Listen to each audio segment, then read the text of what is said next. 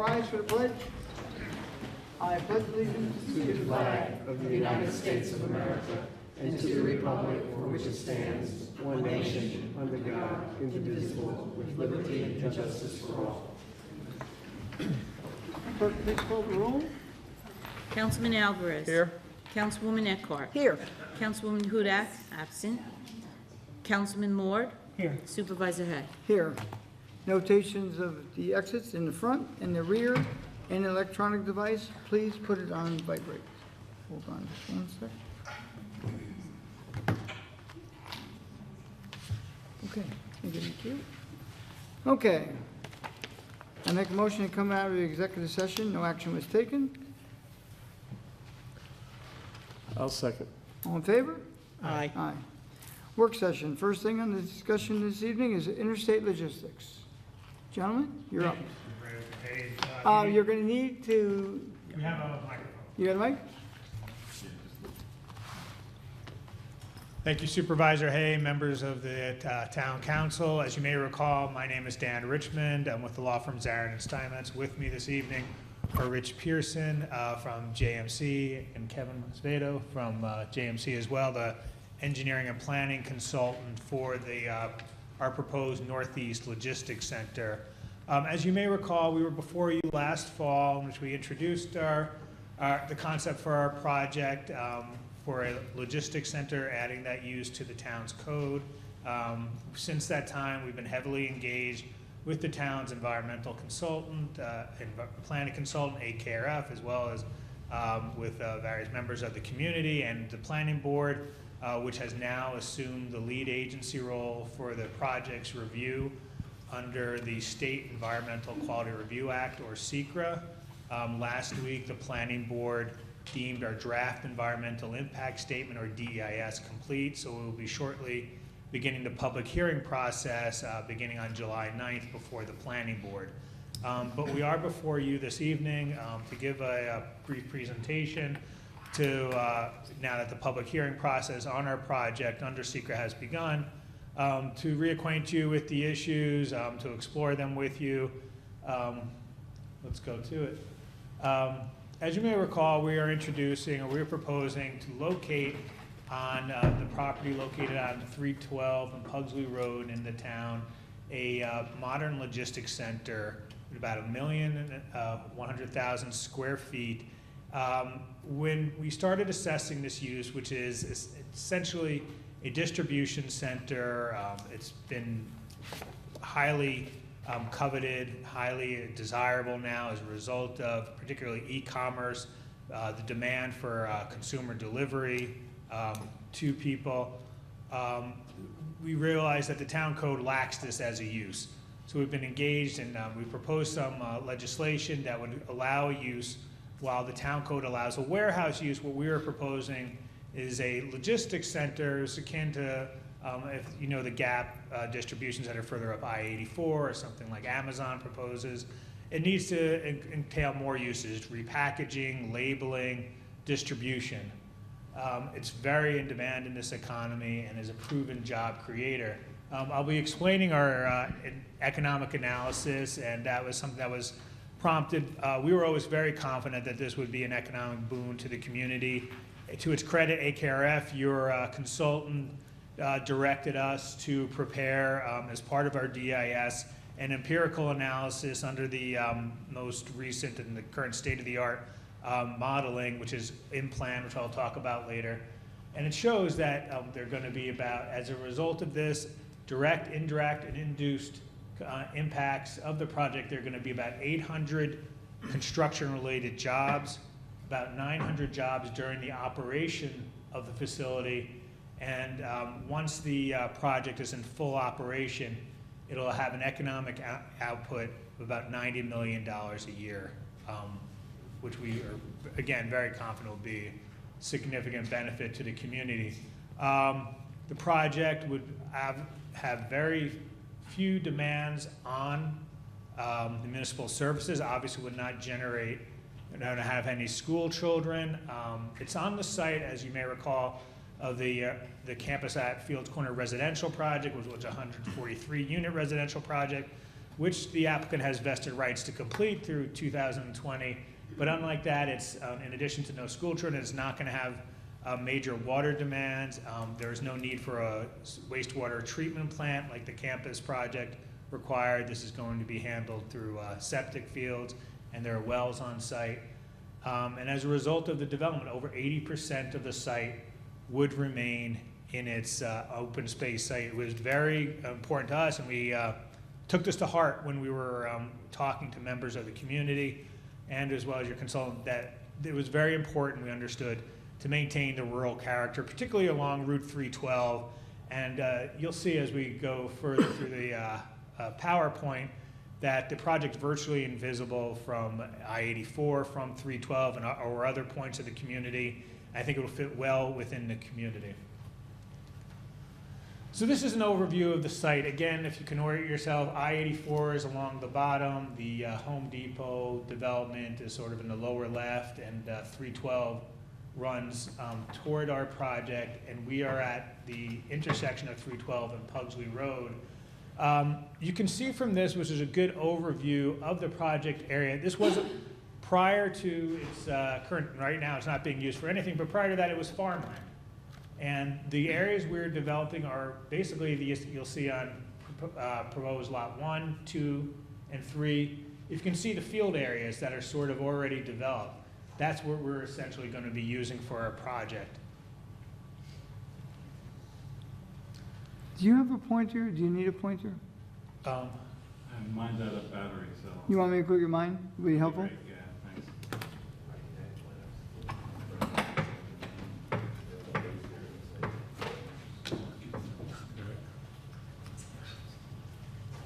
While we're waiting for the supervisor, I'll just explain again, as I mentioned before, this is the site of a approved residential project for 143 units that our client has the right to develop through 2020.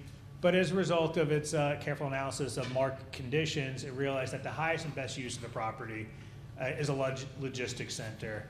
And our analysis shows that the logistics center is going to have ultimately fewer demands from the city, from the town, fewer impacts on the town, and again, while conversely generating significantly more taxes than the prior use. Over 80% of the site, or 264 of the acres, are going to remain open space, including the lot. When the supervisor comes back with a pointer, I'll highlight it. But it's the lot on the lower left, which is abuts I-84 and 312, would essentially remain in its undeveloped state. The only thing that would be on there is one well. Is it one well, two wells? One well would be on that property. Other than that, we are not going to be affecting that property. So again, you'll see the area along 312 is essentially going to, appear as it does today to most people driving by. Well, except for the mitigations. We've proposed significant traffic mitigations, which Rich will talk about shortly, that are designed to ensure that traffic runs essentially. 75 miles an hour. Thank you. We talked about That you. makes sense. We talked about you the whole time. I don't know that. So, Mr. Supervisor, as I was pointing out while you're away, this lot is going to remain undeveloped, and 264 acres of the site will remain undeveloped as after the development of the project. The buildings are going to be located far from 312. The closest would be approximately 1,000 feet from 312. And again, when you see the visual analysis, you'll see it's you won't really be seeing anything from 312 or I-84 or any point else throughout the town. So we are now before the planning board, which is leading the environmental review of the project under SECRA, the State Environmental Quality Review Act. The planning board is leading a coordinated review, meaning that all agencies with jurisdiction over the project are, again, participating in that review. We thought it'd be helpful to highlight the specific actions that we are asking the town board to take. The hearing coming up is not a hearing on the actions that are before the town board. Again, this is the hearing which starts on July 9th before the planning board, the would really focus on the DIS and the subdivision application before the planning board. We hopefully, when we get through with the seeker review before the planning board, we'll be back before your town board for these applications, at which point the town board could have a hearing. But again, so we are proposing in the first instance to create in your zoning code's definition section, to create a definition for a logistics center. And again, as I explained before, our idea is to create a new use that is sufficient to encompass all the demands of this kind of e-commerce driven distribution center that goes beyond a warehouse. It allows for repackaging, labeling, handling, and other related management towards getting goods to consumers, the end users. We are also proposing, related to that, to allow logistics centers as a conditional use in the town. Allowing it as a conditional use in the town, that means that it would be subject to planning board review, and the planning board would have, in addition to its ordinary site plan ability, the ability to impose conditions to ensure that the project is in harmony with the community, including that it can only be on lots of 25 acres, and also subject to prescribed design guidelines that, again, are proposed in our proposed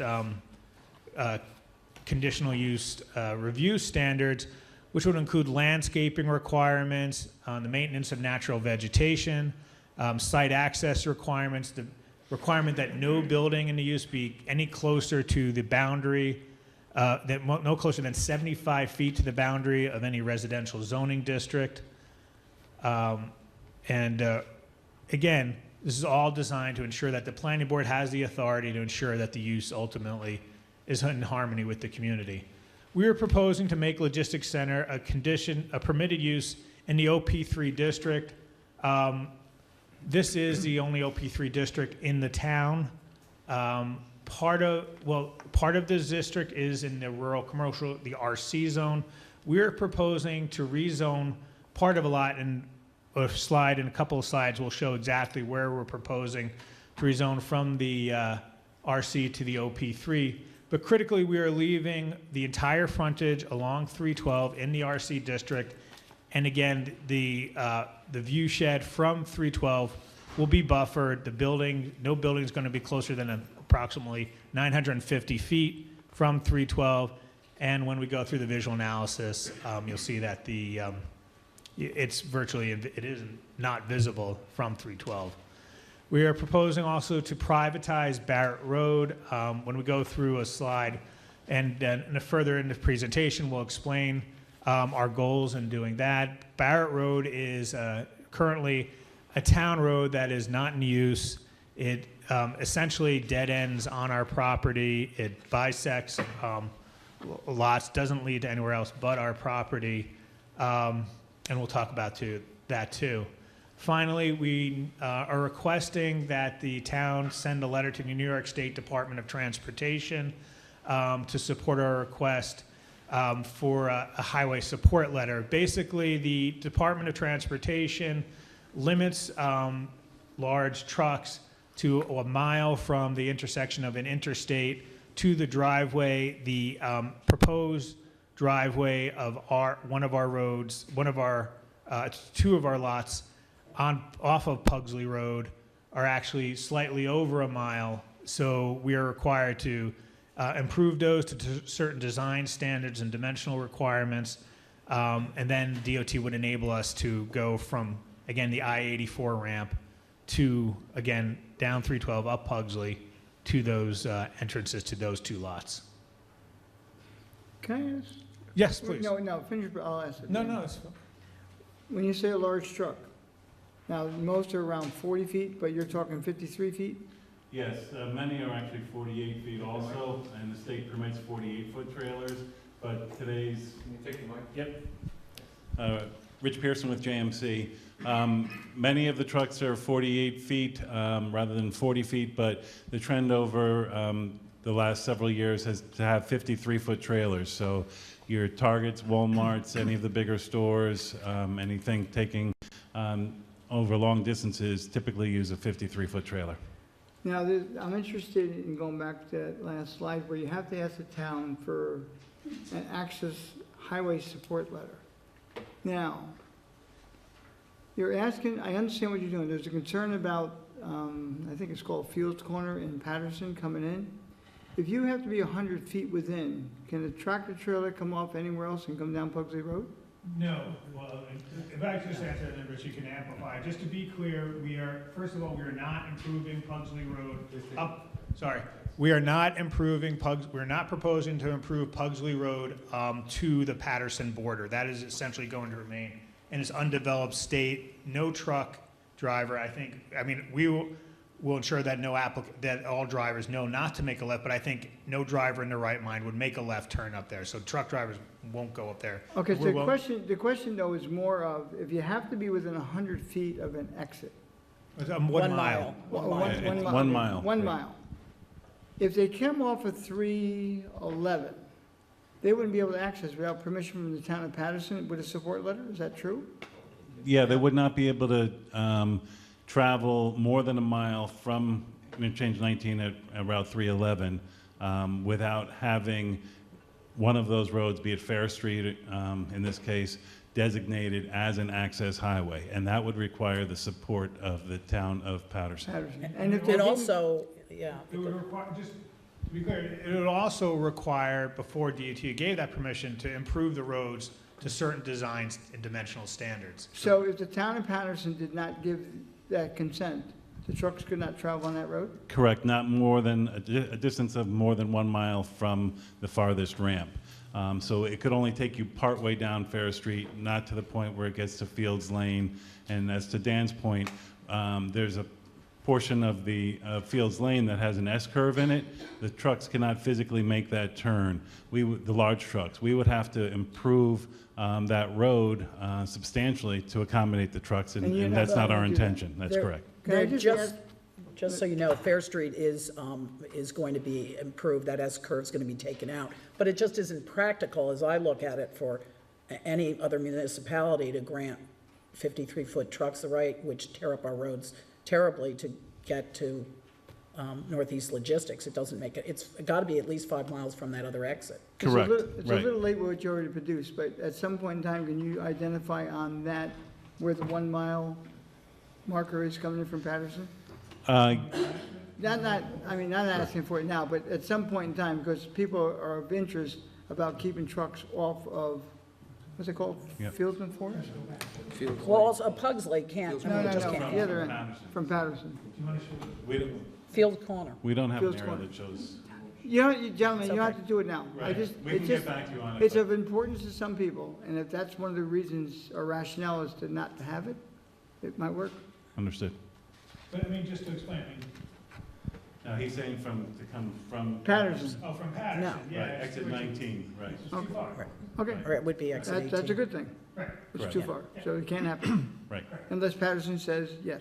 correct. And I don't think And that- the road would have to be improved. So Fields Lane and Fields Corner Road would have to be improved to have 10-foot minimum travel lanes, which they don't have right now. And it would have to be so that the trucks could maneuver so as not to substantially cross over the double yellow center line, so that you don't have vehicles, running into each other. And we have no intention to improve north of Barrett Road, except to, we're improving an offset intersection with Zimmer Road right now, based on our current proposal. Yep, right here. At this area. Right now, there is a curve through here, and we are going to be straightening that out at the request of the town. And then we'll just have it gravel road for the first couple hundred feet as we transition back to the existing Fields Corner Road, and that would be the limit of our work. Okay, sorry to interrupt, but it was an important point. Correct. Thanks. Right, and then this is a stretch up here. This is where I mentioned that S-curve that the large trucks cannot physically fit through based on existing conditions. It's relatively narrow there. It's about 16, 17-foot total width, and then there's embankments on each side. So the truck would not physically make it through there. And so to be clear for people who are here from Patterson, if they are, they're welcome, and I'm glad they're here. Pugsley Road at this point in time is no longer proposed to have a closure, is that correct? We, look, I think that's, we met with the supervisor of the town of Patterson. He had previously requested that it be closed. We understand that certain members of the council had objected to that. To us, it's sort of irrelevant. Right. Because our truck drivers will not be going No, that way. they and, can't fit. we don't anticipate that as a major, or any use. That's a road that's closed, just so everyone knows, during the winter months already. It's not maintained by the town. So again, if it's closed, that works for us. If it's not closed, our understanding is some discussions that were had with the sheriff's office involved putting up potential signage, saying no trucks there, which to us is it's absolutely fine with us, because again, I don't think any truck driver in their right mind would make a left turn there. Okay.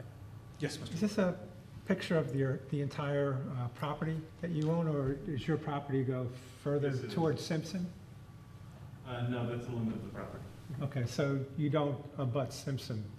We will show that, later. We're gonna show Cool. exactly where Barrett Road ends, Good. and where the property line ends. Where Barrett Road ends on your property? We're both, where it Okay. ends, basically ends on our property. Those are the last couple of slides. Thank you. So as I mentioned before, we were always confident that this would be, and I think it's self-evident, this would be an economic boon to the town. But again, your planning consultant and the planning board's planning consultant directed us as part of the DIS to have the most recent modeling, the most up-to-date, state-of-the-art modeling, which is called InPlan, which assesses the economic impacts of development projects on local economies, do an empirical analysis. So we commissioned Philip Price to do that. Philip's Price analysis shows that during the construction phase, the direct, indirect, and induced impacts of the project will result in about $110 million of economic output to the local economy. That includes about 818 jobs over the course of construction, including approximately 600 direct jobs, meaning 600 construction jobs, and then other indirect jobs, including people, who supplies would be purchased from. And then, again, there are induced impacts, essentially the money that, for example, construction workers would spend in the local economy would induce further jobs, which Phillips Price, again, using the InPlan analysis, projected about 68 further jobs. And then during the operations phase, again, direct, indirect, and induced economic impacts would reach approximately $91 million of economic output to the local economy. Again, the project in its operation phase would produce about 900 jobs in the local economy, including approximately 665 direct jobs from the operation of the facility itself. And is the 91 million, is that inclusive of property taxes, or is that separate? I don't think that includes property. Okay. I think property tax is another thing we'll be talking I about know, shortly. but I just wanted to know. Thanks. So again, as I explained before, the project would generate significant tax revenue with phased development getting to approximately $2 million in taxes at the end of 10 years. That's what our initial assessment indicates. The assessed value of the property as a fully developed logistics center would have result in about $2 million in taxes to the town. Would generate obviously tax revenue for the school district without any new school children, which I think would be tremendously helpful to them. Minimal demand for municipal services. In fact, one of the things as a result of our discussions with the fire district is that we would actually make our water service available to them in the event they needed it for emergency purposes. And again, I think a favorable fiscal impact. Would go to the next stage. And is that $2 million, is that including the pilot program, or is? So Lynn, this next slide is going to Okay. assess how we do the impact of it. The way the pilot works is that it's a 10-year, generally, and we're just starting our discussions with the Putnam County IDA by that. There's no agreement with them yet or anything. But generally, their standard practice is for there to be 10-year pilots. In the first year, you pay about 50% of what your value is. So we think in the first year, we'd be paying $1 million. That's compared to the $140,000 that's currently being paid on the property right now. And that steps up every year, incrementally 5%, I believe, so that at the end of 10-year period, we would be paying the fully assessed value of $2 million. Is that on a full build out, or is that on just one warehouse, or is that That's based on the full build out. full build out? Okay, so, and are you going to be, 10%, I'm sorry, 10% every year, so good. are you going to be structuring the pilot request based on phases of construction? So if you were only building one warehouse, would you be looking for a pilot for that would that initial 10-year period start when that construction began? And then you would go for a pilot for each additional warehouse that you would go online with later on? Well, so I think, we haven't had discussions with the IDA yet, but our concept, I think, is along the lines of what you're thinking, which we think is fair, that the assessed value for a given lot, and again, we are proposing to subdivide this into separate lots, Right. would only rise to its, the level that would be generated by a commercial logistics center when that project is built. Okay.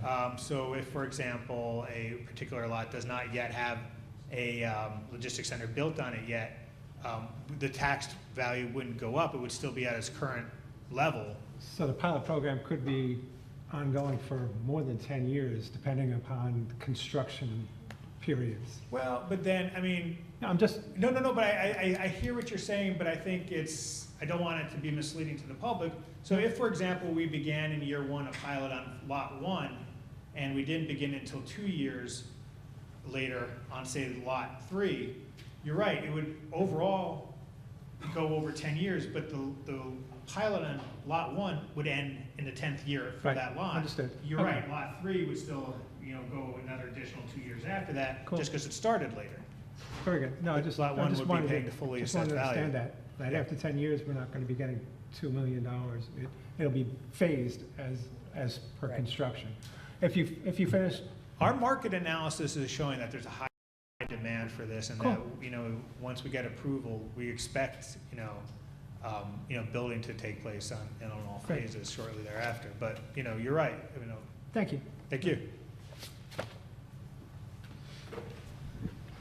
Okay, this slide shows the proposed rezoning of a portion of the RC. As you see, most of the site to the right is existing OP3 district. That's that whole section which is about 60% of the overall site. The area that's green, it will remain RC. So that's all of Lot 4, and that's Lot 6, which is going to be dedicated to the DOT, and then Lot 5, which is proposed to be dedicated to Putnam County as part of the Tilly Foster Farm. So what you see is that, as Dan explained earlier, that the property is to remain RC all along Route 312. So you'll still have the feel of seeing trees along 312, and as Dan mentioned before, also the closest building, Building 1, is about 950 feet from Route 312, and you won't see the building from Route 312. What we have is in the bottom right corner, the current acreage of OP3 is 229 acres, and there will be 267 acres with proposed adjustment. And then the RC is currently 99 acres, and we'll have 61 acres of the site remaining RC upon the completion of the change. Next area of discussion is related to the ridge lines. You have in your ordinance language relative to ridge lines, which are elevations over 500 feet throughout the town, and the ridge line is defined as the upper 50 feet of elevation from the uppermost elevation or the ridge top. We've analyzed those areas very carefully.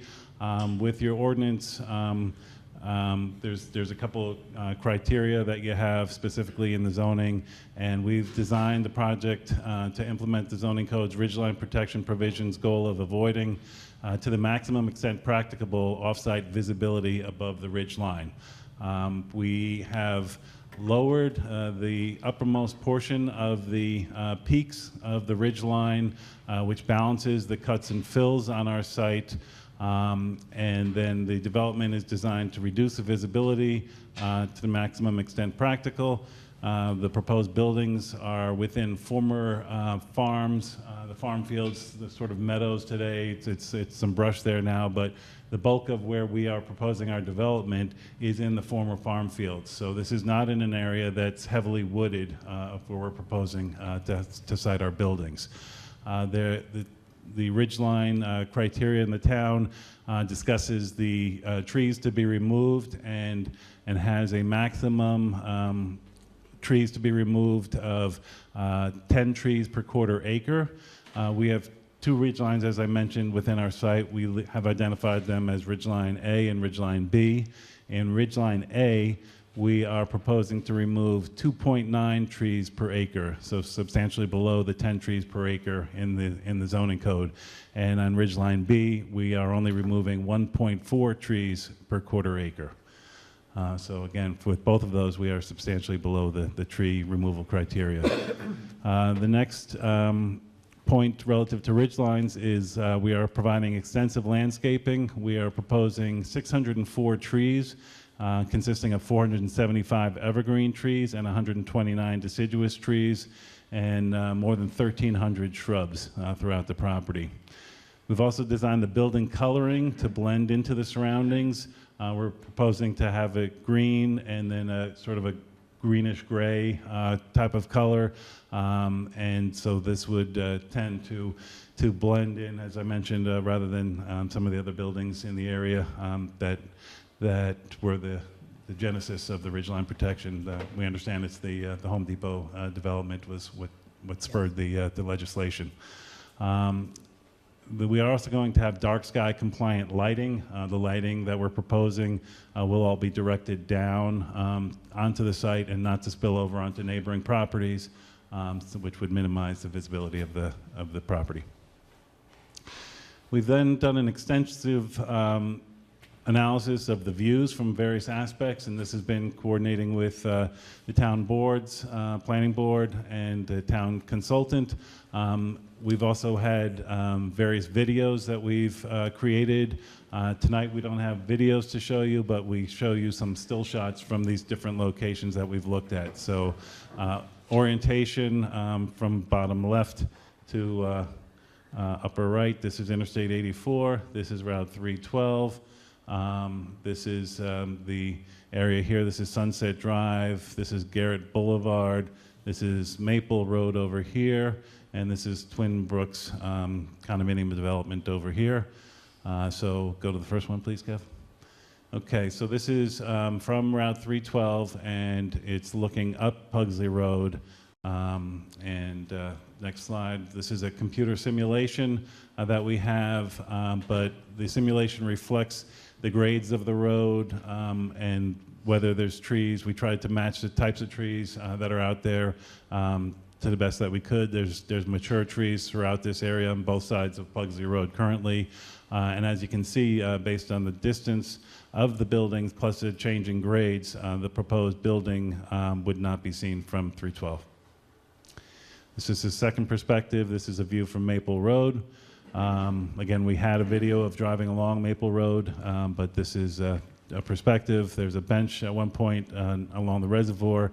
This is a winter scene, and you would barely see the tops of the buildings right in this area from that location. And You would? No, it's fine.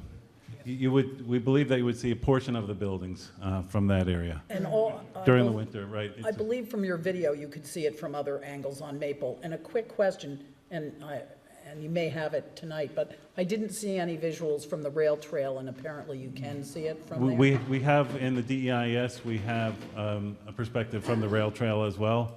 It's similar to what we just looked at, but it is in the DEIS. There's a figure on that. Thank you. And then this is along Interstate 84. Along 84, the westbound direction, going in that direction, is at a slightly higher elevation than the eastbound direction. So this is the most, there's various aspects that we looked at, and we did have videos in both directions on 84 with leaves on and leaves off.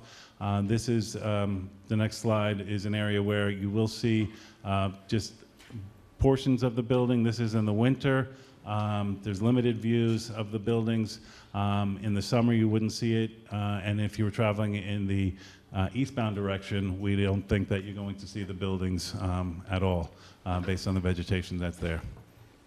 Then that's in the summer conditions from the westbound direction. So we think that's going to be limited to partial views in the winter from that specific location. That's your property there where that green is, right? It's initially New York State DOT property within the right-of-way, and then our property continues after that. And that's like old fields that are probably going to have trees growing.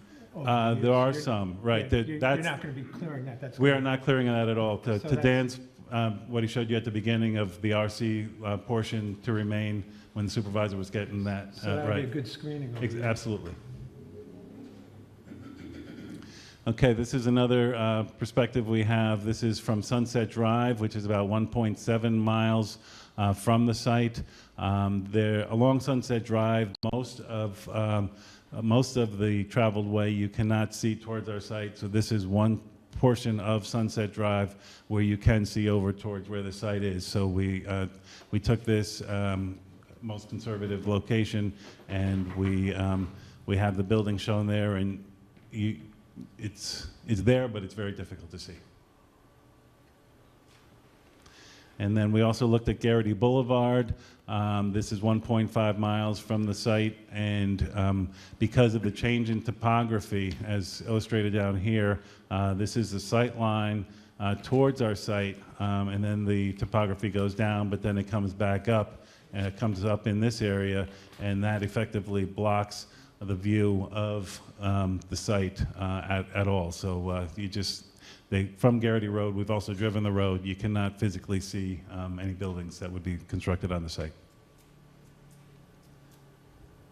And this is from Twin Brook Court. This is about 600 feet from Building 4, between Building 4 and Twin Brook Court. And there's existing trees throughout this area, and then there's also an existing tree line right through here, which is mature deciduous trees, I believe mostly maples, that will remain. And we're also providing extensive landscaping all along this area, primarily evergreens. Next slide, please.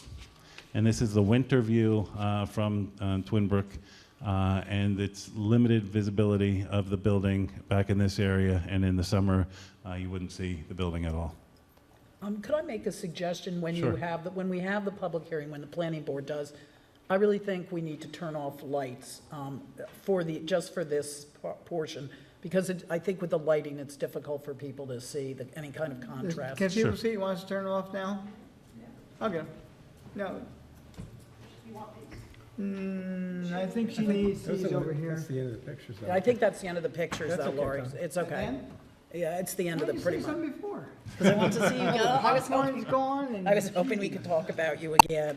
Yeah, I was going to mention the popcorn. Next yeah. time we'll bring some, yeah. Yeah, but I would Take it suggest to- that for the planning board. It's very hard to see any contrast. Well, right there, you can see where it's. Yeah.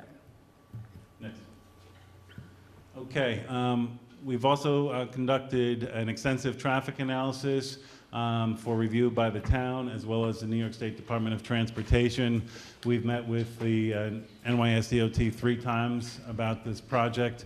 They're very familiar with what we're proposing, and we have modified our analysis based on input that we've received from New York State DOT. We've looked at the peak roadway hours, which is on weekday AM and weekday PM peaks. We also looked at the Saturday midday peaks. As far as the trip generation from our site, there's various trip generation rates that are typically utilized for a wide variety of developments that are published by the Institute of Transportation Engineers, known as ITE.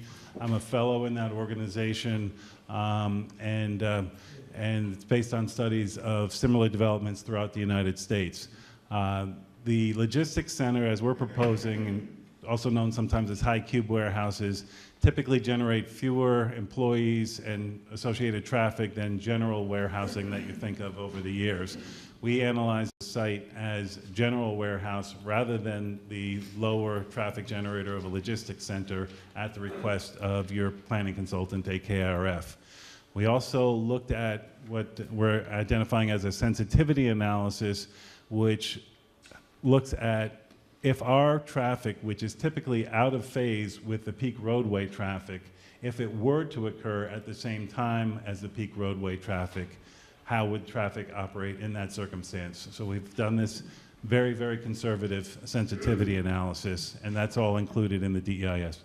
It's an important point to emphasize. Right. We do not expect that to occur. We think that these types of uses are typically out of phase. They have shift changes, typically 7 o'clock, 3 o'clock, rather than 9 o'clock and 5 o'clock. But we did superimpose them in a sensitivity analysis for a conservative assessment. There's also the Crossroads 312 development that has been approved, but we are by the town, but we are not certain of the activity on that property. It hasn't seemed to be moving forward recently, so we've looked at conditions with and without the Crossroads 312 project. We are proposing mitigation to accommodate our site-related traffic. We looked at the intersection of 312 and Pugsley Road, first at a conventional traffic signal with turn lanes, left and right turn lanes, and widening Pugsley Road, and we also looked at a roundabout.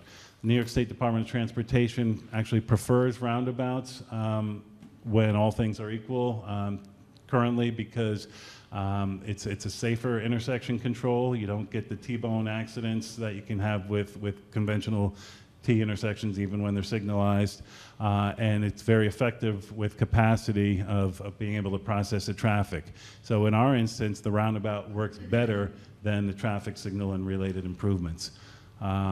We also looked at other intersections, and we are proposing to have signal and lane use improvements at the Interstate 84 ramps. As Dan mentioned before, we're going to work with the state about improvements to Pugsley Road, and we're going to be reconstructing 0.8 miles of Pugsley Road to get access not only to our site, but it'll help to improve year-round access to the town and county properties on the east side of Pugsley Road. Next. And what we have here is a couple of simulations from our traffic analysis. This is shown at actual speed.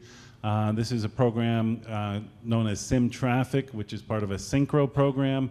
It's widely accepted throughout the country, and it's based on actual traffic volumes, signal timing, lane widths, all the factors that go into our traffic analysis. So what we're looking at here is the I-84 ramps. This is 312 here, this is 84, and this is on the left side, it's with the Crossroads 312 project and their associated improvements, and on the right side, it's without Crossroads and their improvements. So as you can see, there is capacity on the bridge over 84, where the traffic here is not having any capacity constraints over the bridge in either situation. Next. And then this is the proposed roundabout at 312 and Pugsley Road. On the left, it's with the Crossroads development traffic, and on the right, it's without Crossroads. So you can see here that there's virtually no significant queuing along 312 with this improvement. So it's a great way to process the traffic relative to capacity, and then also to have a nice, safe intersection operation. Okay, getting back to Barrett Road, what we did is we looked at the extension of Barrett Road and relative to the right-of-way. Everything in the purple color is our site. This is Pugsley Road here, and this is Barrett Road. which is currently unimproved. And this one portion here is what we would be improving as part of access to the site. The remaining portion of Barrett Road is currently unimproved, and it would remain that way. And then this is the end of the existing Barrett Road right-of-way. So to your question before about John Simpson Road, that's over here, and Barrett Road right-of-way does not extend to John Simpson Road. These parcels are based on the county database. And next is a close-up of that area, and what we see is this is our property again in purple. This is Barrett Road. There is a bridge over the Beaver Brook, but that bridge is on private property and is not, within the Barrett Road right-of-way.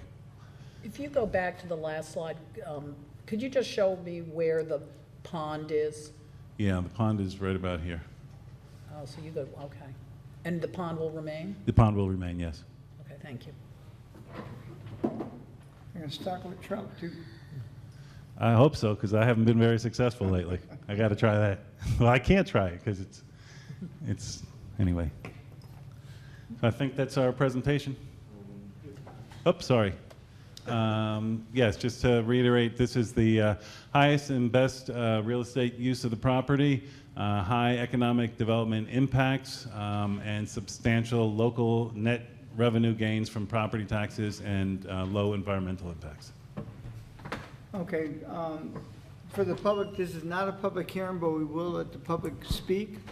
I'm going to ask the board to ask any questions further, and then we'll go to the public. And as far as public comment, when you come up, you state your name for the record. Now, your name is on record for speaking. However, if you want what you say this evening to be part of the record for the FEIS, you need to put that in writing or come to the actual public hearing and repeat your comments. We'll listen to your comments, they'll write down your comments, but they're not truly a real matter of record, so to speak. So if you want your comments to be on record, submit them in writing during the FEIS period or when we have a public hearing and also at the planning board work session. Are you going to have a stenographer there for the public comment as well? Yes, we have for schedules to be there, actually. Okay. So what you say tonight, we're listening, they'll be listening, but it's not officially on record. So if you go to the public hearing at the planning board and with the town board, that's the official record, just so you know. Town board. Do you have questions, Edwin? No. I have a lot, but I'll try to be quick. Why don't you become part of the public? Do you want me to go down there? I'm used to that. I still remember those days. Sorry? Yeah, she's going to take time. No, I'd like to, Lynn, sometimes when Lynn says stuff, it makes me think about something. That's even worse. Okay, go ahead. Okay. Yeah, I know it is. Is Barrett, as I understand it, Barrett Road, you want as a private driveway, actually, so that you can get the special dimension vehicles access? Because if it stays a public road, as I read it, that would count in your 1 mile from the, No, No? it doesn't have, I don't think it has anything to do, our desire to have Barrett Road privatized, I think has more to do with the operational, ensuring the functionality. Do you have the mic, sir? yeah, he does. Yeah, I'm sorry, it's not, repeat. I apologize. Our desire and our request to have Barrett Road privatized at that location is to ensure the functionality of the two logistics centers. Kevin, will we just go back to that slide? Of those two logistics centers at that location. And also, frankly, we're not comfortable with pedestrians going through that area. We would not want to encourage that. In order for, it has not, the 1 mile requirement has nothing, we would be improving Pugsley Road Right. with the dimensional requirements to get to that. I don't think we need to improve Barrett Road to get to that. If Barrett Road is a private road, as we're proposing, it would not need the New York State DOT access highway designation. That's If what I'm If it were a public road, continue to be a public road, then it would have to be included in the request to New York State DOT. We did discuss that with them initially as a possibility before we got down this far in the process, and they had no objections at the time to including Barrett Road as long as it was supported by the town and improved as we are proposing. If it stayed, but what, I guess my question is, would there be a problem if it stayed a town road, even if it was improved? Would there be a Problem with special dimension vehicles? No. No, okay, great, that answers that. I just got the DEIS, as you know, so I was looking at the old one. So some of these questions might not be accurate, and I apologize if they're not, and you can correct me. But there is a talk of the 269,000 gallon water tank. Do you know how high that's going to be, how big and where? Can you show approximately? The where is in this area, and as far as the specific dimensions, we can provide that as part of the FEIS. It's being designed at this time. Okay, and so you don't know a height yet or anything? No, but we'll have that in the FEIS. Okay, I think that's really important. They're not really usually terribly attractive, but anyhow. Yeah, Also. it will not be on a tower per Right, se. right. It'll be right on the ground. Yep, that's what we try to do too. Also, you have the northern long-eared bat. You're in the bat zone. Yes. In here, you say that you can't cut trees, and I don't have it. I think you said June 1st through July 31st. But I was talking to Ashley today, and it's actually, unless you have different information, the clear cutting or clearing can't take place from November to April. So I would have you look at that. I don't know whether you're correct, but that's what we've always been doing. Just so you know, Lynn, generally speaking, with regard to the bat protections, they're designed to avoid tree cutting during the roosting period, which is primarily, November through April, the bats are off-site. They're in there. Right, that's when you are cutting. What's that? That's when I think you're supposed. You can cut, right, when they're off-site. Yes. Oh, So you're saying in here, 3 times, it says June 1st through July 31st, I believe. Yeah. I believe that the information in the DEIS is correct, and I think what you're thinking of, or Ashley may be thinking of, is the Indiana bat, Okay, which is in some areas of Dutchess County.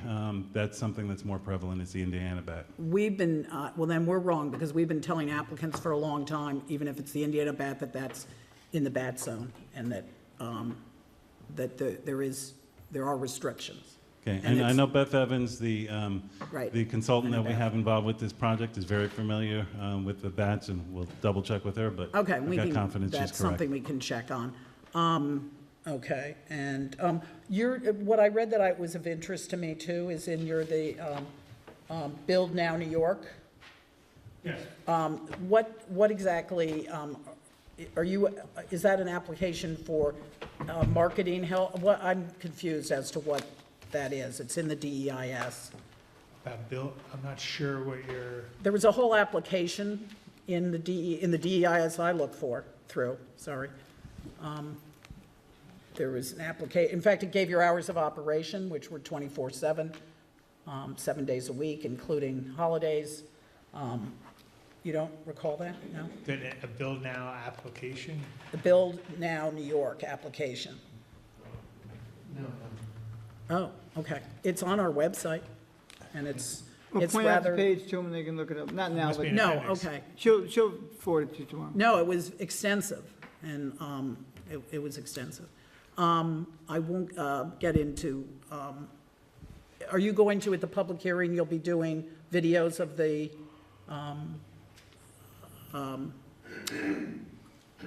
view sheds? Yeah, we certainly can do that. Okay. And I would ask then for the trailway, well, if you don't have one, to at least have stills of that. And the thing with the trailway and with Maple is, it's really not when you're driving, and you'll catch a glimpse of it and you're driving. But when you're walking, you're staring at it. So you might want to slow those videos down when we're, at the planning board. Or you can start running instead of walking. Yeah, I could. That would not be nice. That would not be a pretty sight, so. Yeah, there's that too. That's John. Yeah. And are these buildings going to be expandable? Can they grow? Is that, because we have one project, Ace Endico, that was improved, and we knew that they were going to grow over time, and it was part of the application. Is that going to be any part of your application, or is it possible, or do we know? It's not proposed at this time, it's not contemplated as part of this application. We'd have to look into it. I don't know if engineering-wise it's feasible to expand these buildings. I mean, I think it would, just talking off the top of my head, I think it would be complicated because the buildings are designed to have adequate parking and circulation around them. So Right. it's- Okay, so to the best of your knowledge, they'll be kind of done and done. Right. Okay. So I asked about the pond. This is why I wanted my DEIS early, then I can just flip to my tabs. This is much harder for me, which puts me in a bad mood, We're sorry. available to, no, if you have questions later, look, the DIS, technically, as Supervisor Hay mentioned, the public hearing hasn't even started, so if you have other comments and other questions, we know the DIS just got circulated, so. Right, we- okay.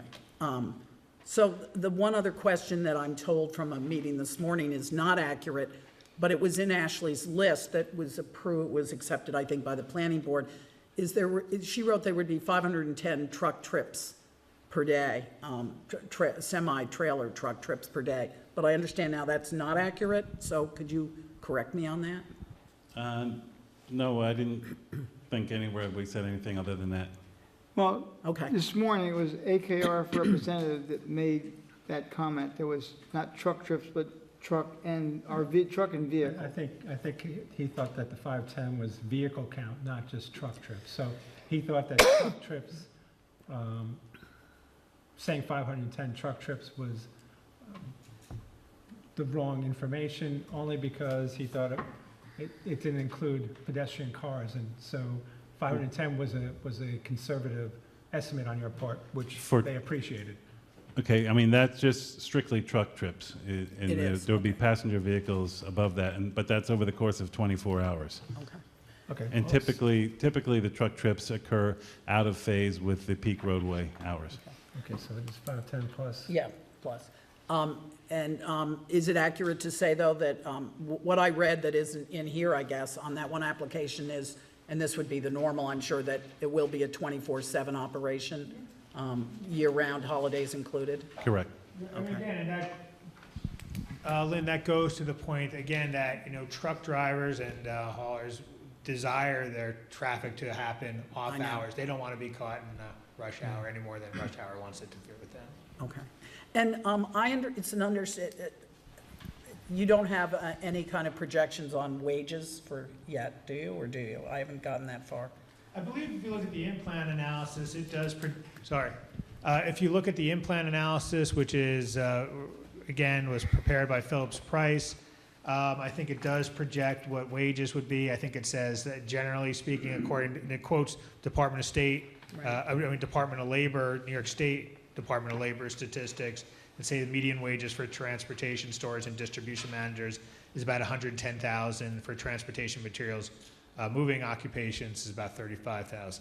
Right, yeah, I'd read that the Gap it pays about $32,000, so it which I assume you know that's logistics center or warehousing, which is right up the What we're road. proposing is corollary to that. So that we're based, what is in an in-plan analysis was based on Department of Labor, so 35, 32. Right, that's pretty close. And I guess last question is, I understand that the Gap and they are always advertising, it looks to me like for help, because $15 an hour or whatever is a good wage, but it's not, for Putnam County, it's not really a living wage exactly.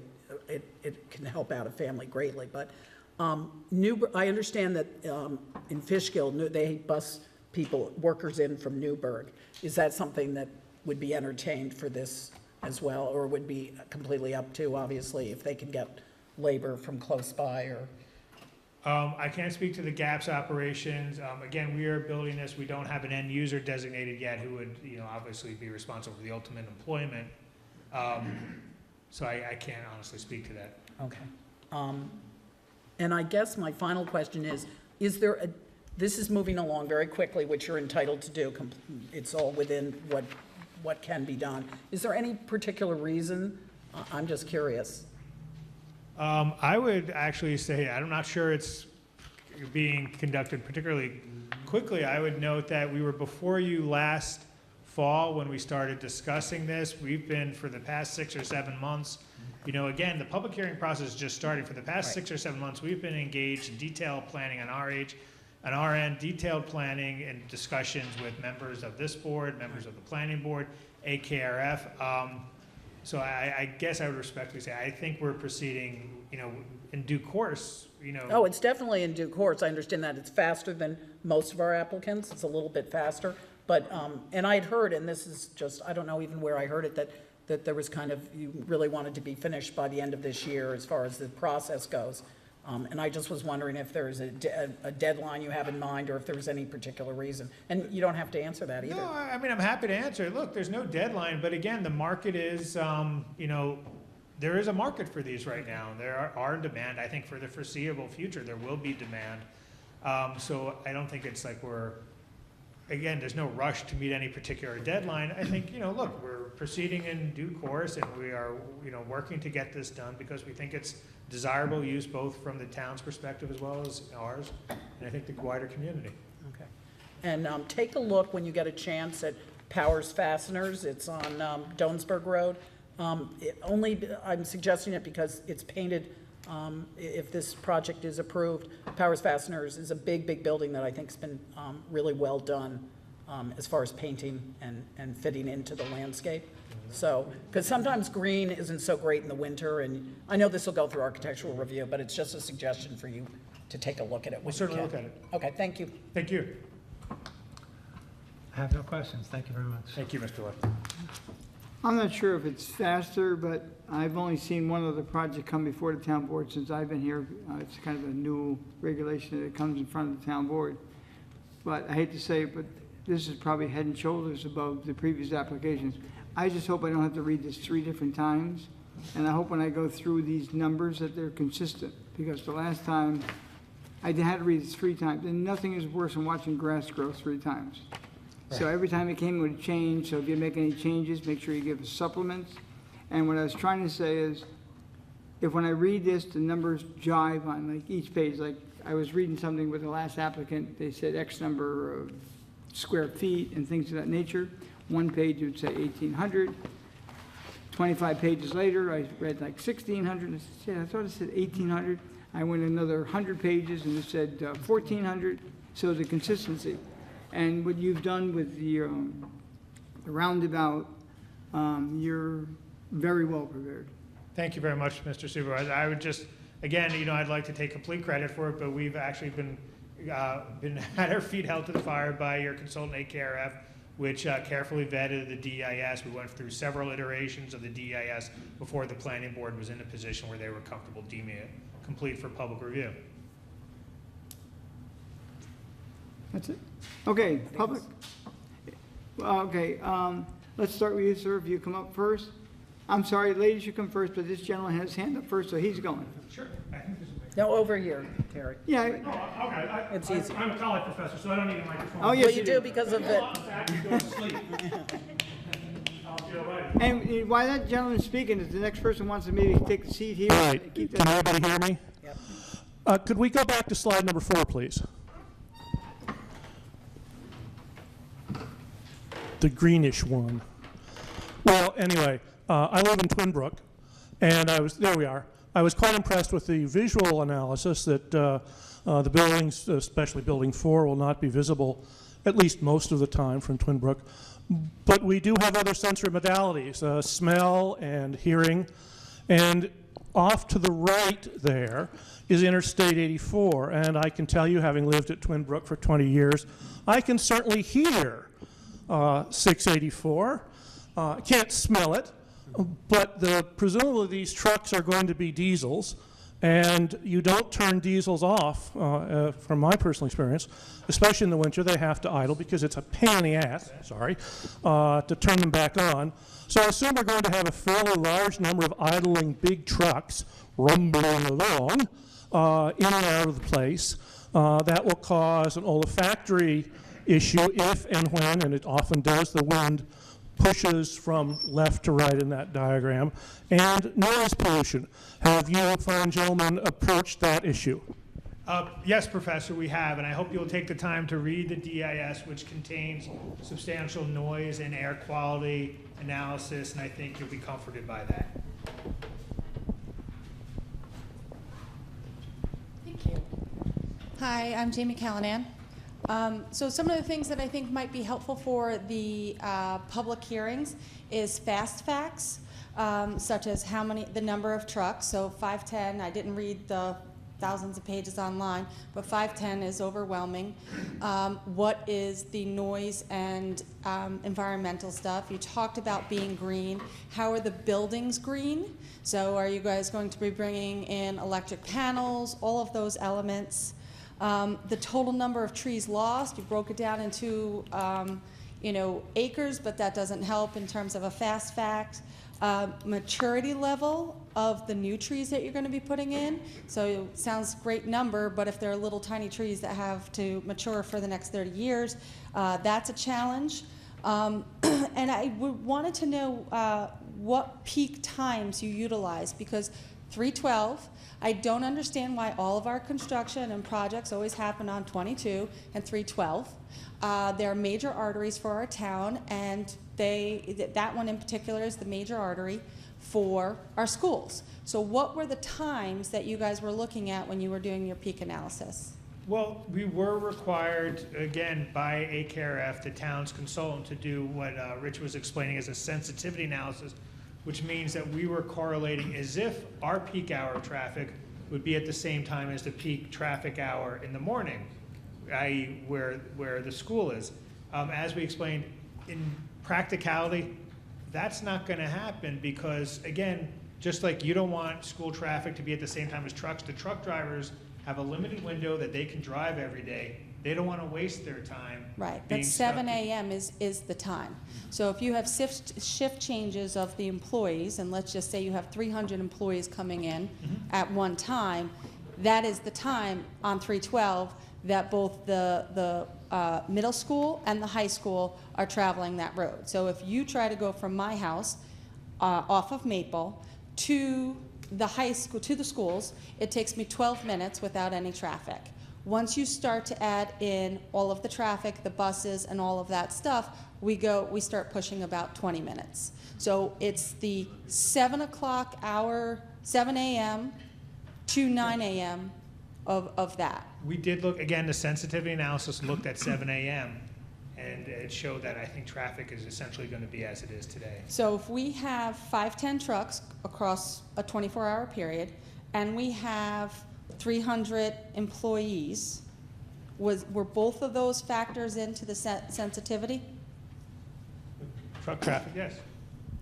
I missed the end of what you said, but essentially the 510 trucks is not 510 in, 510 out. It's a total of that. So you cut the number in half to say how many actual trucks there are.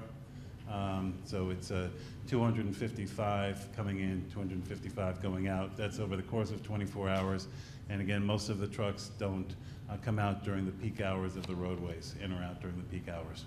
Okay, so one consideration might be, a blocking of time of school bus traveling time is not a delivery or especially a leaving of that. The other thing that I completely didn't understand from the visuals is the Pugsley Road entrance. I thought, from what you were saying that, they're not going to come off of 312 and go in at Pugsley Road from the way that it was talked about, and then later on it's like, nope, there's going to be a roundabout and so forth. So what it didn't look like from the simulation was that those trucks were actually, that those vehicles were actually trucks. So if we think about trucks going in and out of roundabouts, it's not like a woo, like it was depicted. It is a very, like trucks are going to have to come to a yield and see what is happening. So I think that might be a little bit misleading. The other thing I think that is very important for fast facts is, that $2 million is great. How much goes to Putnam? And how much goes to Southeast? Because Putnam, our town is one of the richer ones within Putnam, so we often fund other towns at the expense of having everything here. So it's great that we have Home Depot for convenience, but where does all of our money go? Same thing would be how much of that stays within Southeast versus Putnam. I did a fast fact on that because I was interested as well. Yep, at the $2 million, if that's the real number. Usually it's around here, it's about 85% school, 8% county, 7% town. Schools get 1.7, county gets 160, and the town gets 140. So every time I hear how much we get, 140 is not a lot of money. But for the schools, Schools is big time. where we could be excited about that. And let me just make certain. Oh, the wages also, fast fact, would be helpful in this is, you know, you had 110 and 35. How many employees are getting 110 versus 35 for that? And I think, so one, it's great that we're looking at revenue things. I love the fact that there's no more school children potentially going in there. The traffic, the congestion is a nightmare.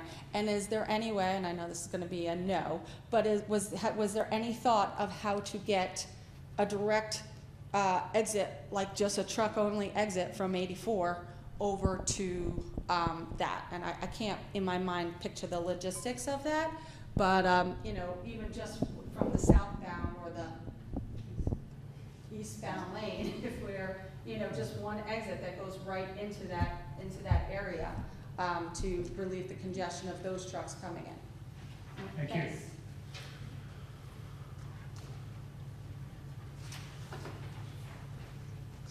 Hi, Kathy Croft. I had a couple of follow-up questions about the trucks. It's 24/7, 24 hours a day, 7 days a week? That's what we're proposing. Right. And what would the average time, turnaround time for a truck going in, unloading, and then leaving? I would have to get back. I don't know if we know. I think it would vary on the truck. Right. Oftentimes, they'll drop a truck there, and the cab will go off of the property rather than unloading and then loading it back up. And I assume also that they'd be taking full trucks back out again? Typically, some of these operational issues, we wouldn't, know the specifics, except for when we have a Right. ticket. But other than you saying that truck drivers don't want to get stuck in traffic, they're free to come and deliver whenever they can. They are, but as I mentioned before, Now, that makes sense. Okay. Obviously, it makes sense, but the point has to be made that they are free to come and deliver whenever they are there. understood. Based on empirical data of these types of facilities, they recognize that oftentimes the truck traffic is not, occurs during other hours rather than the peak hours. And as Terry pointed out, because I was going to ask about the idling, which he brought up, the whole time the truck is there and doing their delivery, they just keep running, yes? Sorry? When the trucks are there and they're having their delivery, they don't turn the trucks off at all? In other words, diesel trucks are loud and noisy, and air quality is affected, and Putnam County doesn't have good air quality. Again, we do a Right. air analysis in the GIS, and I think it shows. Gentlemen, if you would please, there's speaking there, gentlemen. Again, we are doing an air analysis. We did do an air analysis in the DIS, which I would encourage you to review, which shows that this isn't going to have any significant adverse air impacts in the area. Okay. How do they actually go about doing that? Figuring it out. Rather than giving a half-hour dissertation on the air analysis, Right. I think I would encourage you to read it, and Yep. then if you have specific comments on the air analysis, Okay. we can respond to them in the FEIS. Great, thank you. Question about the roundabout. In your DEIS, you have, you mentioned mountable roundabout, which I would assume is used for the trucks? Because your picture Correct. just showed everything green. It didn't show any mountable area. Right, there's an area that's in the center island that the outermost portion of that would be a mountable area with a couple inches of reveal that the trucks would use, the larger trucks would use that, but passenger vehicles would not. So basically, they're not going to be going around, they're kind of going straight? No, they'd be No? going around, but they just need a little bit more room. Right. So would it be 2 lanes Yes, it would. all the way around? But when a truck is there, would it be safe to say that there'd only be 1 lane? No, the truck only needs to use one of the lanes the way we've designed it, and we have simulations to show that as well. And do you know if there's a roundabout in the area somewhere where there's a logistics center? that are trucks using I'm not certain currently? relative to logistics center. There's plenty of roundabouts in the area. Right, I know that, but near a logistics center, which trucks use constantly. I'm just, Yeah, I'm, we've these are just- designed roundabouts before. We've designed them for trucks before. They work for trucks. There's certain criteria that the state uses and national criteria that's utilized relative to trucks. Okay, great, thank you.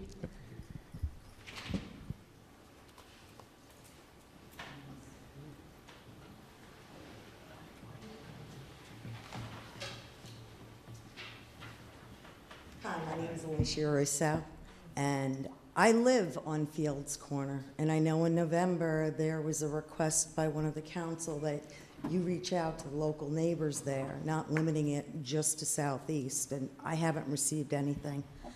The slide, something with the diagram, I don't know if you could pull that up, the slide where it showed the different, I wanted, you had reference from the condo that you were about 600 feet. I'm curious to know the corner of southeast borderline, how far are you from that? It looks like it would be further than 600 feet. Right. And, do you live in one of these two houses? Well, no, yeah, you see my house in the pictures. I'm the first one. 2 feet from the southeast border. Okay.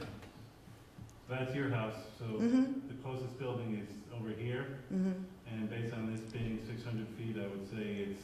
The front line, I'm curious though, Right, how I far? would think this area, Right, to the the road. corner of the building, I can't give you precise, I would say off the top of my head about 1,200 feet or more. So I won't be able to see any Right, of those. right, all this existing trees, everything in that area would remain. Okay, and I know with the traffic you had referenced coming off, right now I'm experiencing it, where we've had 3 tractor trailers in the past year come down and then they realize they can't make the bend. When these drivers do the GPS, because now they're on a 10-hour time period, if they can save 7 minutes, they're trying to save 7 minutes. But not just to limit it to the tractor trailers like with the Gap, they have the box trucks too, and if you're talking about packing and labeling, wouldn't you also be utilizing the box trucks? Yeah, the trucks I mentioned would be a combination of different types of trucks that they have. They're not all 53-foot trailers. And again, we're fine if the road is open up towards your house or if it's closed. Either way, we're fine with posting signs, no commercial traffic. The sheriff had indicated to us that his staff could enforce those signs. And, if that's the direction that both municipalities want, we'll accommodate it either way. And in speaking about the trucks running, and I think you were going to answer that, obviously they don't have to run in the summer because the diesel doesn't thicken up.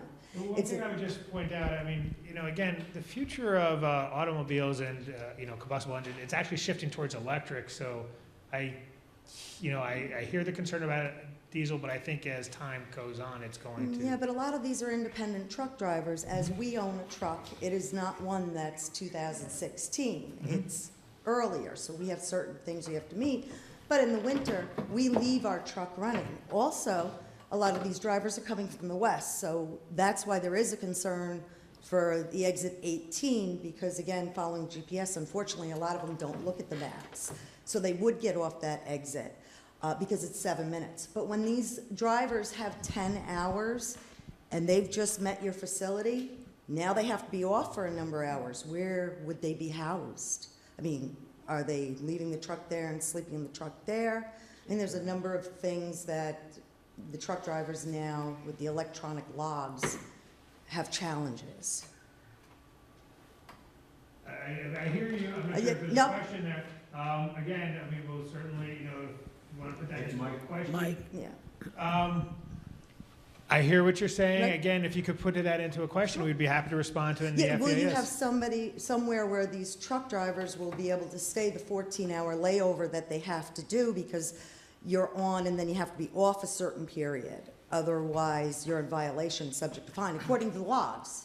They have to follow their logs. So is there somewhere where they're going to be staying? Again, I don't think, I mean, we haven't, there's no hotel associated with this. Right, so It's- you would have to make room at your facility for them to have the trucks running for them to stay. Yeah, I'm not sure that's the case, and I guess, you know, Okay. again, we don't have an ultimate tenant that I think would be the one that would ultimately be the arbiter of that. Okay, and then lastly, when you did the traffic study, I show it as being May 27, 2017. Is that roundabout? It was the week before Memorial Day, where a lot of people are away. We can check the Yeah. dates, but we wouldn't have done it during the Memorial Day.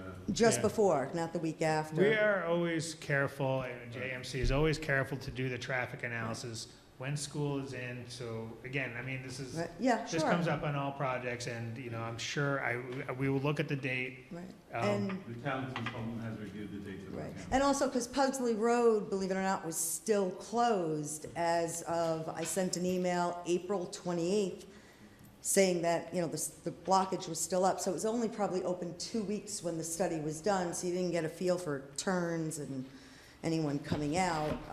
So there's a couple things. Was it 21st or 20, or Memorial Day was the 27th? Again, I mean, I'd have to look at our, you know, analysis to know exactly what the date is, but again, just based on our practices and JMC's practices, feel comfortable that the traffic took place, Yeah. that the traffic analysis took place under an ordinary, you know. Yeah, time. yeah. It looked like the week before Memorial Day. Okay.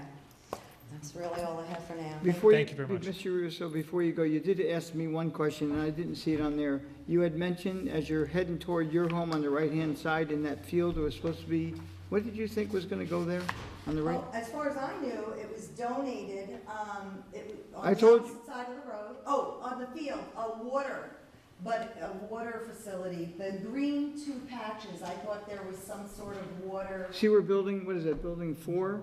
So the Sheila's two right. green patches, Is there anything proposed in that bottom right-hand, Bless you. see? right there, oh, Right, These yeah. two? Is there anything, yeah, is there up anything? above it. There's a well, an existing well, but there's nothing else proposed in this, you're asking about this whole area? Yep, right there, yep. Yeah, nothing there. No, okay, it could, obviously I was working, well, this size versus that size. What are the two green? I would qualify, the only thing in the vicinity of your house is if there was to be a gate, then it would be turnaround areas, so that if somebody came down and saw there was a gate there, they'd be able to turn around. Yeah, 'cause like I said, we have had tractor trailers because interest of time. All right, thank you. And also, just for the record, I mean, at least I read it in the newspaper, Patterson has at least one planned truck rest area being proposed in Kent somewhere, which is just up the road from this location. So if a truck driver comes, there may be a location there, if it passes, like if this ever passes, maybe there as I well. think it's along the lines of exit 18. Yeah. So if Yeah, anyone- it's on Route 52, so, Yeah, yes. so, it would Proposed. be, yeah, so how do you get, Well, you would get, technically, if the best-case scenario, they'd get back on 84, drive up and get off and then go down 52. right. It would be the best case, I agree, but if they're backed up, I guess, coming on and off, but I guess that's another project Yeah. that they'll look at. Yeah. Anyone else from the public would comment at this point in time? Yes, I have one coming in, just wait 1 minute and you come up as well.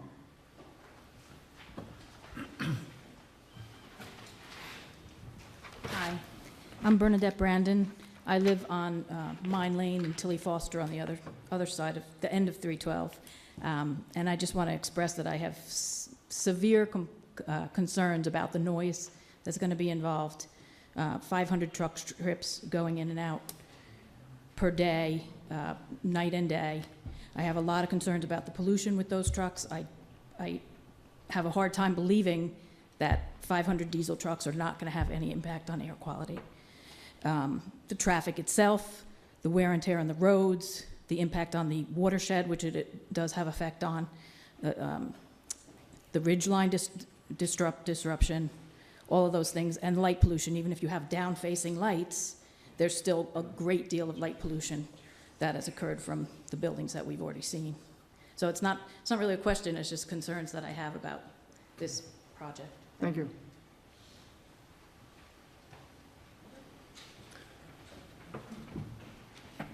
Sorry, just a quick question. Is there any why building 4 isn't the other way, so that it is further away from both the house, the residential areas? Was that evaluated? Yes, there's wetlands down in that area. Perfect, thanks. Anyone else from the public? Tony, can I just, so the public knows there is, and correct me if I'm wrong, July 9th, which is a Monday night, and July 23rd is the official public hearing, where there will be a stenographer. So your questions, anything you did ask, I agree with Tony, you should put into writing, you can send it in, or you should be there that night, either of those nights, so, and thank you for coming tonight. And that will happen at this location at 7 o'clock. Yes, it'll be here. And what the dates? 7:30, 7:30? July 9th and July 23rd, both are Mondays. Okay. All right, thank you for coming. Thank you very much, Mr. Supervisor. Okay. And don't forget my pointer. $75, you were over an hour. Okay, we're gonna take just about a 1-minute recess, let them get put together, and we'll continue to move forward. Thank you very much. Thank you. Thanks. Aye. It's a little late. Okay, I make a motion to come back into our regular session. Second. All in favor? Aye. Aye. Okay, next thing on the agenda, discussion, Town of Southeast, Sunset Ridge at the Highlands Southeast Executive Park, shared parking discussion. As you know, the Opportunity Park, probably several years ago at this point, it was like 4, 5 years ago, was being considered for Sunset Ridge, and that's up by the glass building on Route 22, as what everyone refers to as the glass building. That was dormant for many, many years, and then it was partially successful. Now it's really successful. I mean, you go up there, it's really difficult to get a parking spot, and we own the property right next to it. So I was brainstorming one day, and I said to myself, geez, if we become successful at Opportunity Park, we would need additional parking. They need additional parking. We do things on the weekends with activities there. They are mostly Monday through Friday, although Saturday is busy, but not as busy as Monday through Friday. And I asked if we would consider maybe sharing some parking. I'm not going to say they're going to benefit better than us, but it will give them additional access. So I started a conversation with them. I've been telling the town board, but this is really the first time we discussed it, at a meeting, so to speak. And it's at the point now where they're going in front of the planning board, and what they would like from us is a possible letter of intent. It's not going to commit us to us, but we have an interest in it. Now, what do we gain by it? I would say we would get first of all, everything they do on the site will be at their cost. So it's a big benefit to the town. It will give us an additional exit from our lot, give them additional exit. It will take some of the traffic off of Route 312, which we were just discussing here. And basically, it's, I think we're going to get 75 additional spaces on the two properties. I think about 75% of them will be on our property. And I just think it's a good thing. So what I have here this evening is a letter, which I forwarded to everyone an opportunity to read, which just identifies the fact we have an interest. If it comes to fruition, the town attorney, of course, along with their attorneys, will write up the agreement. It'll be recorded, easement, and I think both of those would benefit. So I'm putting it on for discussion this evening, and get your thoughts on this.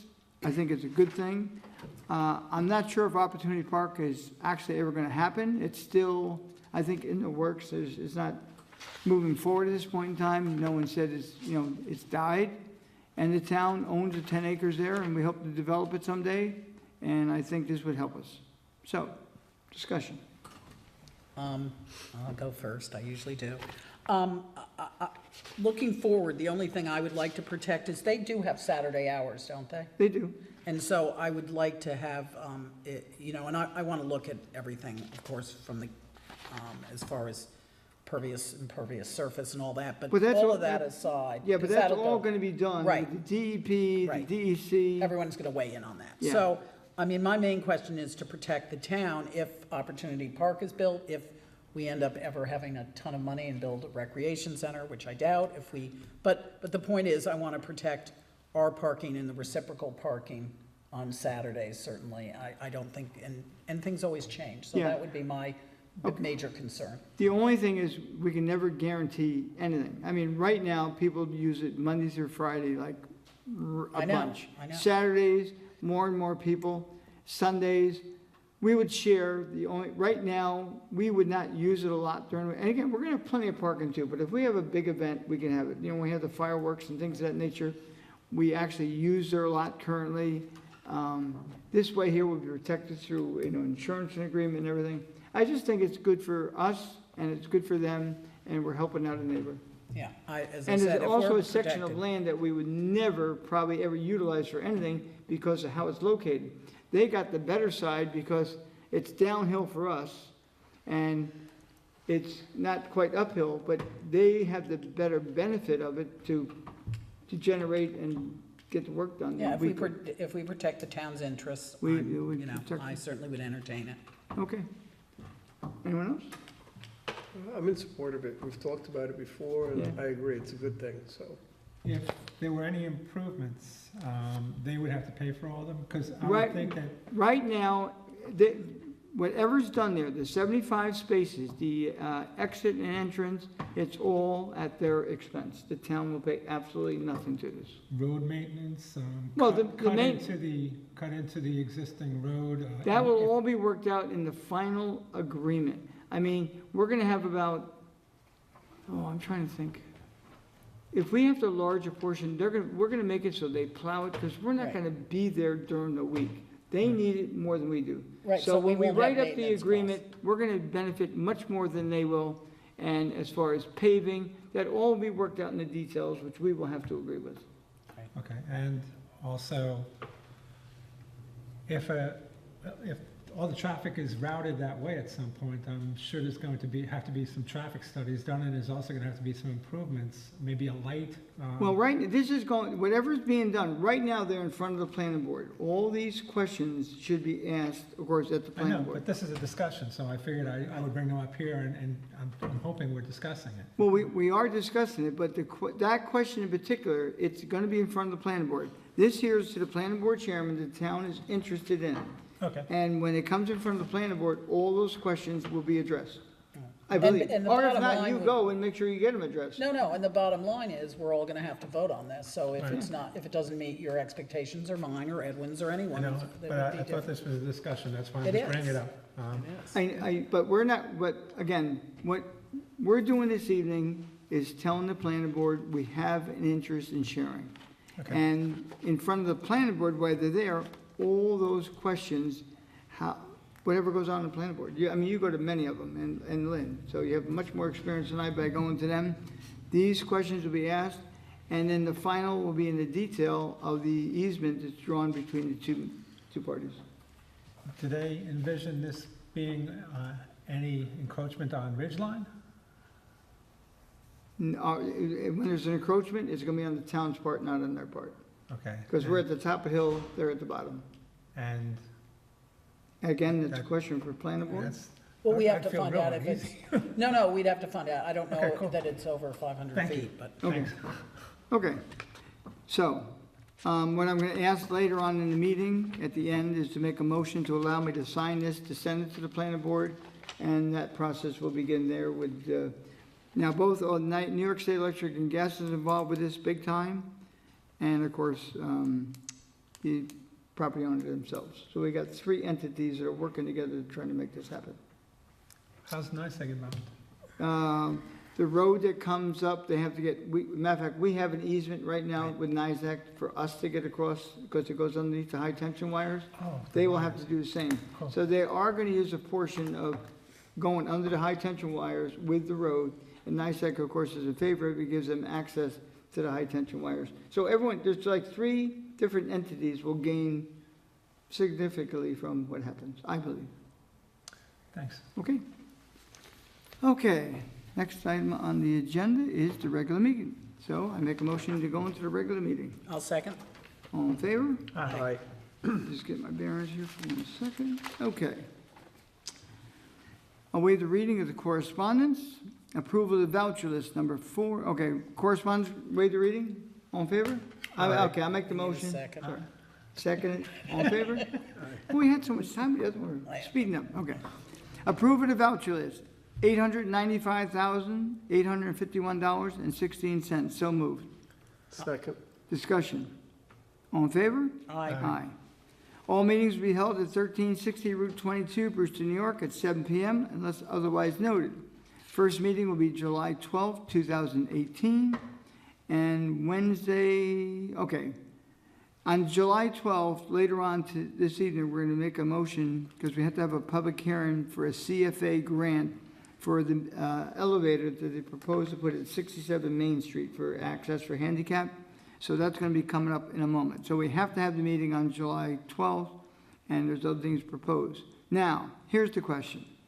On Thursday, July 27th, the Brewster, which is a Thursday in our normal meeting, the Brewster Fire Department has a parade. Now, I know many of us on the town board go to that. A lot of the public goes to that. So the question is, do we want to have a Wednesday meeting? Now, we have to have the meeting, if nothing else, to do the But Tony, I have the 27th on a Friday.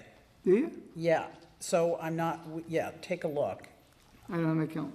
Okay, I have a calendar right here. Okay. And so, Okay, so- it doesn't mean that the, Okay, I wait. doubt that So the, what day is Wednesday? Wednesday's the 25th, Okay. So Thursday's the 26th. Okay, so the question is, do we want to have the meeting on, our town clerk is a member of the Brewster Ladies Auxiliary. And so the question is, we can arrange our meeting to do most of the work on the 12th, and then on the date of July 25th, if we want to do it on a Wednesday, we can have a very quick meeting, or do, like maybe at 4 o'clock in the afternoon, 5 o'clock, 6 o'clock, whatever. Or do you want to have it on Thursday night as normal? I wouldn't have it on the night of the parade. You'd say it again? I would not have it on the night of the Okay. parade, so. So if we do it on Wednesday, we'll basically try to arrange a schedule, so we only have to do the financials, so we don't, do any real, it's real work, but you know what I mean. We just announced the voucher list, it's like done nothing. So what time would be a good time to advertise on July 25th? 25th. Well, you know me, I always feel like that it should be at the public's convenience, so I kind of like to keep the time the same, but that's up to my fellow board members. Well, again, that particular meeting, I'm gonna tell you right now, we're gonna come in and approve the voucher list like we just did. Right, unless we do have other business. Well, I'm gonna arrange a schedule. I'm gonna bring people in for the 12th, and then the one thereafter. Do you know what the next date is after that? No, I don't have it. August. Can we meet at 6 o'clock? Well, we can meet at 6, we can meet at 6:30. It's gonna be, I'm gonna set up a meeting to do the financial business of the town, which we have to do. We have no other choice. Right. So 6, if you wanna make it, I'll do it 7. Edwin has work, I just like to. You want to leave it at 7 o'clock? 6 o'clock is fine, or 6:30. Now, the only thing is, there's possibly, I didn't check this date to see if the planning board meets or the ZBA meets on that particular night, but we No, are only gonna be. The planning board won't, it could be the ZBA, but they don't meet till 8. Okay. So you guys tell me the time, we agree upon, we're gonna do it Wednesday, the 25th. What time do you want to advertise? I don't care, I'm here. I'm happy leaving it at 7 for that night in case something else comes up, but I think there's a village board meeting, and I usually go to those. And what time's there start? 7:30. Oh, you'll make it. If we're 7 o'clock. If here? we're here, if it's 7, Yeah, or if it's you gonna wanna be make that it fast. 6:30, Cool, all right. so what time, guys? can we leave it at Edwin? 7 for Wednesday? Edwin, you have a problem with 7? No. Okay, so the next meeting we'll approve then is Wednesday, July 25th at 7 PM. John gets to leave at 7:15 to get down to the village. Okay, all in favor? Aye. Waive the reading of the budget transfer, so moved. I'll second. All in favor? Aye. Number 7.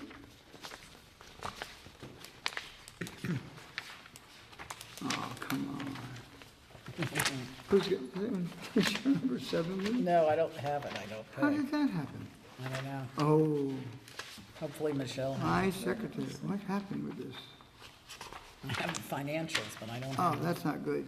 Nope. Okay, I'll tell you what we're gonna have to do. Let's continue, and I'm gonna have to go find that. Wait, here it is. Yeah, Prospect Hill?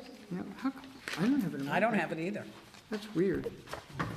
I tell you, my computer died on Thursday. I won't make excuses, but I am. My computer died on Thursday.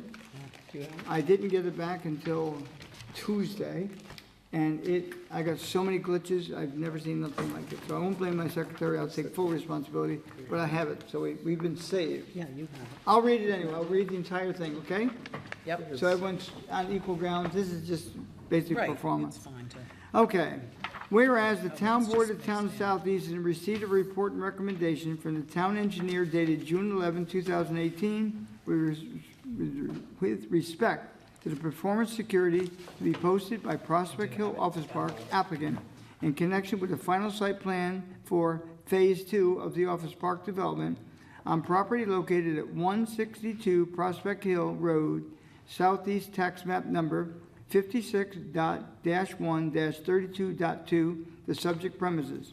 Now therefore be resolved that the bond amount is hereby established for the project set forth. Project name, Prospect Hill Office Park Phase 2, bond amount. Site development, $382,000. Erosion and sediment control, $23,900. And be further resolved that the certified copy of this resolution shall be transmitted by the town clerk to the applicant, planning board secretary, and building inspector forthwith. So move for discussion. I'll second. Discussion. All in favor? Aye. Okay, number 8, it's a motion to set the public hearing for the CFA grant request for 67 Main Street elevator for handicap accessibility. So move for a discussion. I'll second. Discussion. Pretty simple matter. Yeah, we, Historic Sites met down there last night, seems like a year ago. Everything, I think, went very well. Historic Sites made some recommendations, but overall, I think the meeting was very productive, so things hopefully will be moving along. I think Okay. this would be fantastic. So we'll get this posted, so we'll have the public hearing. Of course, that public hearing will take place on the 12th of July. All in favor? Aye. Supervisors, financial report. Again, I think we have a good budget. Nothing is running crazy this year. Outside council line, even though I increased it last year, is getting close again. I'm not gonna keep increasing it. People just gotta suing us. But whatever. It is what it is. There's no way to identify what or who may sue you, and it is what it is. We do the best we can. Now, I just want to tell you that at Southeast Station, the MTA requested the town board, well, the town of Southeast to, I don't go to the train station that much, but when you go into the train station, there's a curb, I'll call it an island cut early on, and then there's another island cut right in front of the station. We were asked by them to do away with the islands. Well, leave the islands, but do away with that cut, and they wanted spaces put there, parking spaces. So we did it. We have to pay for it. We're responsible for 100% of the maintenance at the station. They also asked for additional lines to be drawn, some additional signage. So, but I have additional monies in different lines in the budget, like sub-contingency lines, because this is totally unexpected. And that's been done. This building here, unfortunately, even the roof looks really good. When you get up there, it's got spiderweb cracks like crazy. It's amazing how many cracks are up there. So we have to put a new roof on here. And that was out the bid. That's going to be done the first week in July. And we're going to be putting new concrete curbing at about probably 40% of the parking lot. Every year when they plow out in this end, as they go out, the islands out there, they get destroyed. And we're replacing them way too often, so when you put the concrete curbs in, the chances of happening are less. So that's some additional spending that's going to be taking place. Going to take a chunk out of one of the sub-contingency lines, but that's why I put it there. Okay. I'm going to make now a motion to waive the rules to allow us to sign the letter. So first, the motion to waive the rules. All in favor? Aye. I'll second the motion. Okay, all in favor? Aye. On the motion to allow me to actually sign the letter? All in favor? I'll second the motion. All in favor? Aye. I want to get it done. Okay. Public comment, please. Town board? The only thing I was going to let everybody know that the fireworks this year will take place July 1st, which is a Sunday, right back at the Home Depot, or better known as Independent Way. Saving Athens, which will be the band we used last year, will be there again performing this year. They'll start performing at 8 o'clock. Fireworks will go off at 9:30. And if you still want to make a donation to the fireworks fund, it'd be appreciated. It would be, the PayPal account address is southeastnewyork@gmail.com. We've raised a little under $10,000 right now. We have like $9,987. And usually, just to feel comfortable with expenses and all that, we try to get about $12,000 a year. But for this year, we'll be able to afford the fireworks. So hope to see everybody there. The rain date is Saturday, July 7th then, should anything occur. And just identify how that works. It's not really a town function, but how that works. Yeah, it's privately funded just by donations, corporations. We send letters out and, you know, Does the people. town give any money? The Yes. town has, I thought Well, we do we did. give? Huh? Yeah, do we donate? No. Does the You town? asked me for $1,000. Right. but I haven't gotten $1,000 from you I in saw it, years. you go look at the thing they just sent out today. I said, what do you need the money from me for? They got In tons years, of it. I think year one, you gave us 1,000 through the town. After that, But you that asked me was this it. year for 1,000, did you not? I did not for this year. He's given up. I'm telling you, when you look at the list that you just sent out today, Southeast is $1,000. You asked me for I $1,000. did not. You did? It's Oh, really, man. isn't this great? You don't recall that? I just No, love I it. swear to You- God. No. Me why- with money and you're Uh-oh, questioning? Tody's being gaslighted. Hey, I'll take it back. You can take it back. I mean, I'll talk to you at the Edwin meeting. is- I'd love it.